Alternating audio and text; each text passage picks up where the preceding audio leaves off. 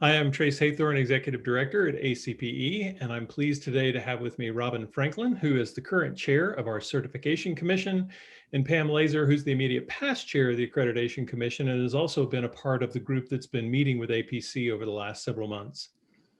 For both of you, I would love to hear, what are your thoughts about this merger with APC? Robin, can I start with you?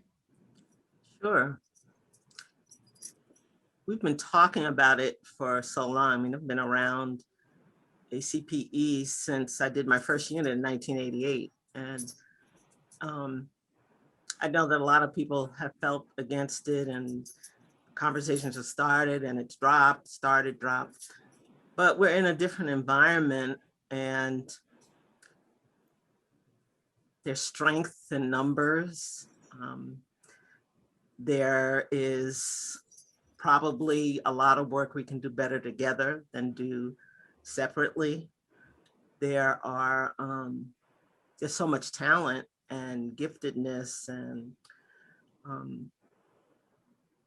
so many ideas out there. It just seems like a good thing to go beyond considering and, you know, seriously looking at it and moving towards merging if we can do it.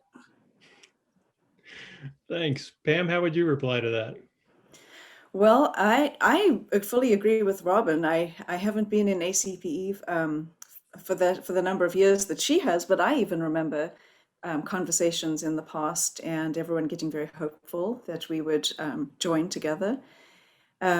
I also agree that I think right now the field of spiritual care has changed so much that it would really be amazing if we could find some way of joining together to face the existing and emerging challenges that are coming up, and also to be able to advocate for the spiritual care profession with a unified voice. So I think that is really, really important. And the other piece is that we've already changed some of our practices so much. I can speak from accreditation, where we really are almost very dependent on some of our BCC colleagues for things like serving as preceptors for CPE students in distance learning programs and hybrid programs. And we already have a practitioner, spiritual care practitioner on the Accreditation Commission.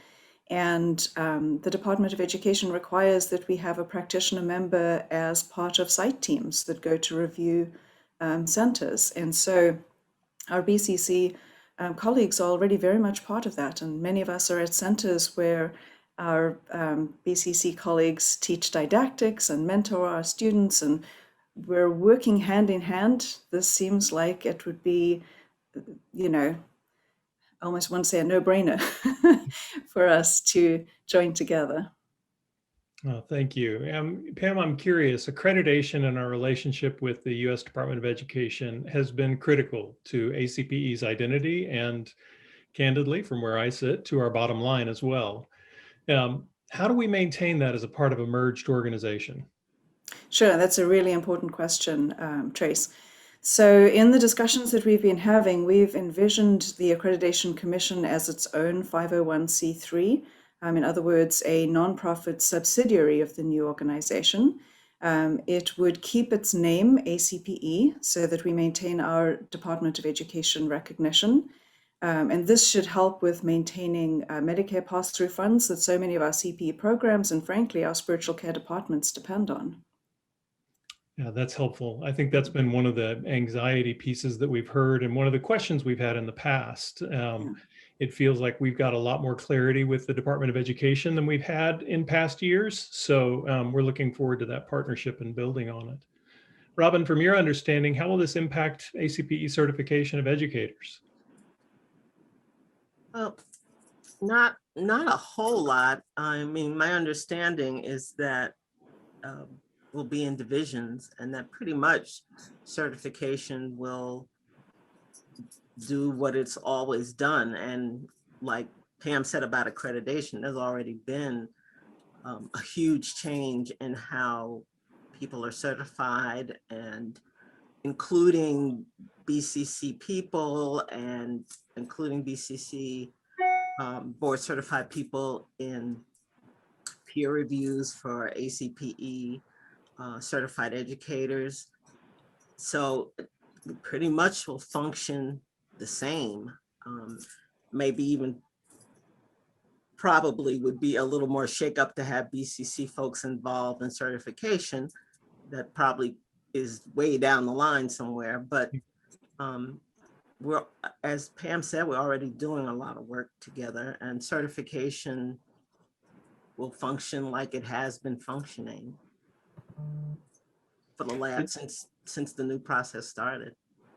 I think that's a really important assessment, but for both areas, in that, you know, programmatically, these things continue to do what they've done. I do wonder about the possibility of, in the merger, there being more opportunities to recruit some BCCs into roles as educators. I know that we just did a recent analysis of our database, and our median age of educators is 60, which means we have a lot of people who will be retiring soon, or close to retirement age. And while we have a good pipeline of people coming into the certification process, we have a lot of positions to fill. I've heard of 3 retirements just in the last week. So my hope would be that we would be able to partner some there and be able to do some recruiting into the process and find ways to make that work more efficiently too. Yeah.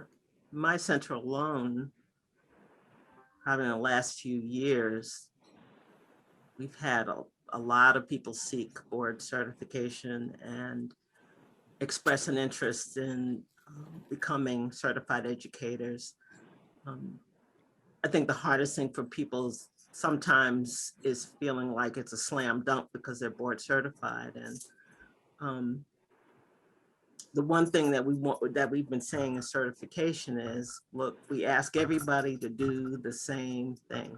And yeah, I think a board certified person may have some advantage over somebody who has no certification, which would make that first step in the process really easy. It's not always been easy to get people to see. But I think once they start and they start looking at the competencies, I think some people have seen that, yeah, I already have this information.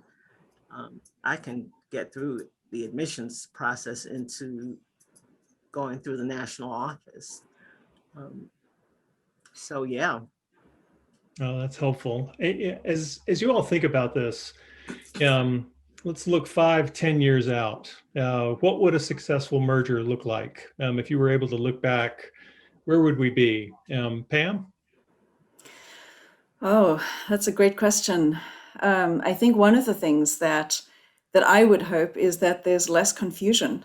There's less confusion for all of our stakeholders. You know, I hear a lot from students that they are very confused between what is ACPE and what is APC, and why do they do their training with one and their certification with another, and who do they talk to? And I'm not always sure even what advice to give them.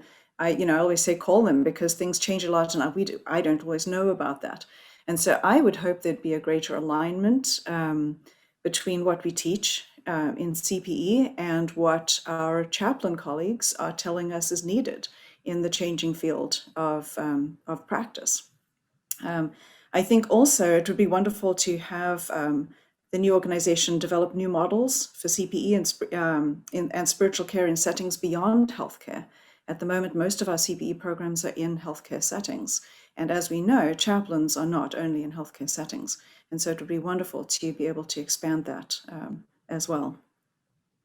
Yeah, I think that's important. There's such volatility within healthcare these days between mergers and acquisitions that I got an email yesterday from someone who learned that their position had been eliminated. And at the same time, I know of 10 open positions around the country right now that they're having a hard time finding people to fill. So it just feels, if people are willing to hop up and move their families and whatever else they have, then there may be a lot of opportunity. But depending so much on healthcare as our primary site, we probably need more diversification there just to build up the pedagogy too. Absolutely. Yeah. Robin, how about for you, 5-10 years out? I'm terrible at answering that question. Because probably at least in another 10 years, I'll be retired. But I've also learned that a retired certified educator doesn't really retire. So, I agree with a couple of things that Pam has said is less confusion. I mean, there is so much alphabet soup out there, and trying to explain to students, you know, where they should go and what's my steps. And in a way, we could be a one-stop shop, because we also now have the psychotherapy part. And so there are just so many different ways to go. I also think that, and I have a former CE who started her own program in the community, and you know, she's gonna have to work really hard to keep it going. But at the same time, the places that she has contracts with want it. They want the CPE, and hospice programs who want CPE, and people who are doing a lot of creative things. And the conversation you and I were having before we started this, about the churches struggling and people relying more on chaplaincy. And maybe a lot of church folks don't want to hear that, but the article I read the other day on what's happening with churches, and it's not to say that chaplaincy will eliminate that piece, but to have them working together, you know, maybe we can help each other going. Or so 5 or 10 years, I don't know, but I think there's a lot of possibilities. And I think the other dynamic that we've become aware of, we used to provide a lot of support for the Society for Pastoral Theology, which is the academic side of this. So all the pastoral theologians, this was their professional guild, and ACPE helped with their journal and helped them with conferencing. And in 2005, they had over 300 members, close to 320 members. And in 2017, they were down to 105. And part of that is the teaching that students are getting in seminaries and divinity schools coming into CPE programs, that more and more we're going to have to build a pipeline of spiritual care education that continues all the way through, because it's starting later. Because often students can graduate now from an ATS accredited school and have never taken a course in spiritual care. Wow. That is coming into your CPE group. Those are the students that will be working with very qualified board certified chaplains, staff chaplains on the floors or wherever you're serving. So I think we've got some unusual challenges that perhaps this merger can help us address more constructively, and in ways that really build up the guild rather than feeling like we're passing things back and forth to each other. Yeah. I want to thank you both. Appreciate your time. We will bring you both back as we go through this process, I expect, for town hall conversations, and we'll continue to see how it unfolds. It feels like we're learning more with each step of the way, but I'm grateful for your time today. Any final words? I admire you for being the head of this. This is hard work. Either that or please pray for my mental health. One of the two. I think it's too late for that, Trace. Yeah, probably so. Plenty of evidence to the contrary. Yeah. But I'll second that. Thank you very much. And, thanks for all the work you've done to help move this forward. I think this is an incredibly big opportunity that we have before us. And I really hope that this can be the time in history when we make this happen. Well, thank you both. I appreciate it. And we'll be around for more questions as we go forward. Thanks.